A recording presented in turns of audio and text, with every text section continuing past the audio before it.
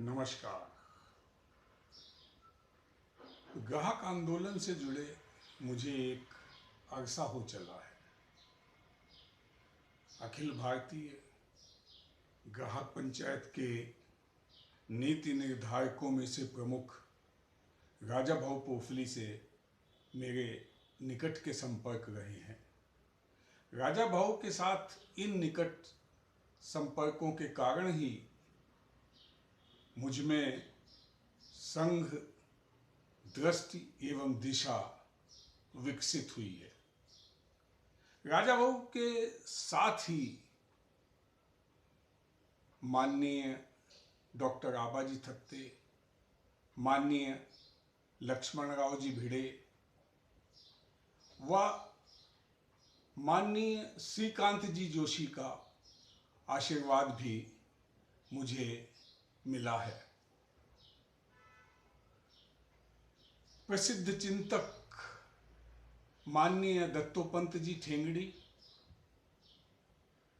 प्रसिद्ध अर्थशास्त्री व हिंदू अर्थशास्त्र के रचयिता doctor M G Bokare, doctor Bajranglal ji Gupt का मार्गदर्शन भी मुझे मिलता रहा है। राजा भाऊ के साथ जब भी विश्व में चल रहे ग्राहक आंदोलन के संबंध में चर्चा होती थी तो बात बाजार में क्रय विक्रय की गतिविधियों से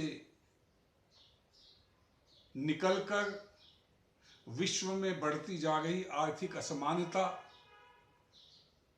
बाजार व्यवस्था, बाजारों में ग्राहकों की अबाध लूट पर जाकर रुकती थी। ये सब विचार करते समय अक्सर यह मन में आता था कि ग्राहक आंदोलन को क्या दिशा दी जाए ताकि आर्थिक शोषण के इस युग को रोका जा सके। एक बार ऐसी ही चर्चा हो गई थी कि राजा भाऊ अचानक मुझसे बोले कि ग्राहक अर्थनीति से संबंधित विचार लोगों के सामने जाना चाहिए। इसके लिए आवश्यक है कि इस विषय पर एक पुस्तक सबके सामने आए। उस समय पंडित दीनदयाल जी उपाध्याय के एकात्म मानव दर्शन का 50वां वर्ष चल रहा था। राजा भाऊ का आग्रह था कि यह पुस्तक इसी वर्ष में आनी चाहिए। यहां तक तो बात ठीक थी, लेकिन इसके आगे राजा भाऊ ने इस पुस्तक को लिखने की जिम्मेदारी मेरे ऊपर डाल दी। मैं घबरा गया कि ये वृहत कार्य किस प्रकार होगा। साथियों, दुनिया में जितने भी वाद हैं या इज्म हैं, चाहे पूंजीवाद हो, कैपिटलिज्म हो, कम्युनिज्म हो, सोशलिज्म हो, सबकी रचना के मूल में यही विचार है कि लोगों का कल्याण करना, किस प्रकार कल्याणकारी समाज की व्यवस्था बनाई जाए। मूल में सबके यही है, लेकिन हुआ क्या ये अलग बात है। विचार ये था कि सबका कल्याण हो, सब सुखी जीवन व्यतीत करें, लेकिन वास्तविकता में हम लोगों के बीच आर्थिक असमानता की खाई को चौड़ा चौड़ा और चौड़ा करते गए। अपने देश में भी आजादी के समय हमारे अर्थशास्त्रियों ने, कई प्रमुख चिंतकों ने यह विचार किया कि देश में किस प्रकार की अर्थव्यवस्था अपनाई जाए। अंत में उनका मत यही बना कि दुनिया के विकसित देश जिस अर्थव्यवस्था की राह पर चल रहे हैं वही अर्थव्यवस्था भारत को भी अपनानी चाहिए। उस समय देश का जो राजनीतिक नेतृत्व था उसकी भी यही इच्छा थी। लिहाजा हम भी विश्व के पीछे उसी आर्थिक नीतियों पर चल पड़े। भारत जैसे प्राचीन सभ्यता वाले देश में, जहां विश्व को कल्याणकारी मार्ग दिखाने की तमाम साधन, व्यवस्थाएं, विचार मौजूद है,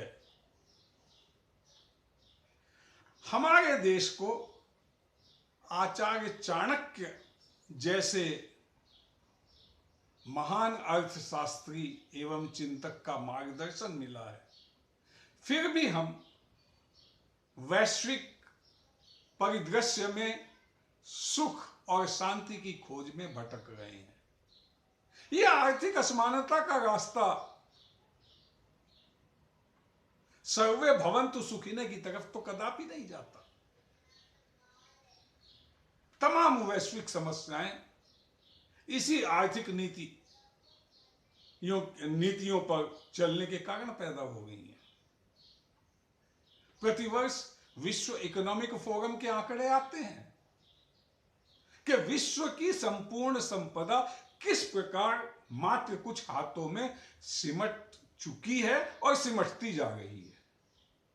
दूसरी तरफ बहुसंख्य आबादी, विश्व की बहुसंख्य आबादी गरीबी में भटक रही है, अपनी दैनंदिन आवश्यकताओं की वस्तुएं भी जुटा पाने में असमर्थ है। यदि इसी अर्थव्यवस्था के रास्ते पर हम आगे बढ़ते रहे तो वो दिन दूर नहीं जब विश्व में समाज सुख और शांति के साथ रहने के स्थान पर दीनता, गरीबी, लाचारी, भूखमरी सहने को बाध्य हो जाएगा। अतः आज के समय में विश्व की ये बृहत्तर बहुत बड़ी आवश्यकता है कि किसी धारणक्षम अर्थनीति, सस्टेनेबल इकोनॉमी के विषय में विचार किया जाए। एक ऐसा अर्थशास्त्र, एक ऐसी इकोनॉमी जो मनुष्य के बीच में बढ़ती जा रही इस आर्थिक खाई को कम करने में अपनी सक्षम भूमिका निभा सके। अखिल भारतीय ग्राहक पंचायत के ग्राहक आंदोलन का यही विचार है। यही राजा भाऊ का कहना था कि ग्राहक अर्थनीति लोगों के सामने लाई जाए। मृगमरीचिका नाम की इस पुस्तक में मैंने प्रयास किया है और मेरा विश्व के सभी अर्थशास्त्रियों, समाजशास्त्रियों, वैज्ञानिकों,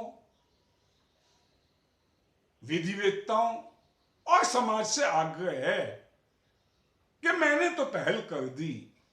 यह सिर्फ पहल है, एक बिंदु है, अंतिम बात नहीं है। सस्टेनेबल इकोनॉमी, धारणक्षम अर्थनीति की तरफ विश्व के कदम किस प्रकार बढ़े, इस संबंध में विचार प्रारंभ होना चाहिए, चर्चा प्रारंभ होनी चाहिए। मेरा आप सबसे यही आग्रह है कि इस विषय को गंभीरता से लें ताकि विश्व में सर्वे भवन्तु सुखिने की कल्पना को साकार किया जा सके।